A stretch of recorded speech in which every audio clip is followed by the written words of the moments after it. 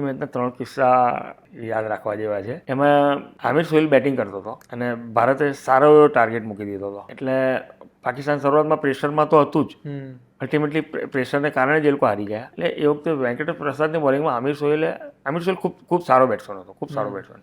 એણે 2-3 ચોગ્ગા મારી દીધા અને ચોગ્ગા માર્યા પછી એને વળી આપણે ગુજરાતી બોલે શું કમો છું છું, એણે વેંકટેશ પ્રસાદને એમ બાઉન્ડ્રી બતાવ્યો કે આ બાજુ આમ ઈશારા કરે. નેક્સ્ટ ઓવરમાં વેંકટેશ પ્રસાદે આમિર સોહેલને બોલ્ડ કરી દીધો અને બોલ્ડ કરીને વેંકટેશ પ્રસાદે છેક સોહેલની નજીક જઈ અને એને પેવેલિયનનો રસ્તો દેખાડ્યો કે તારે ત્યાં જવાનું છે એમ. એ પેલો બાઉન્ડ્રી બતાવતો હતો. હા, એ રીતે. એટલે એને એટલે એના ઉપરથી ખબર પડે કે માહોલ કેટલો ગરમ હશે.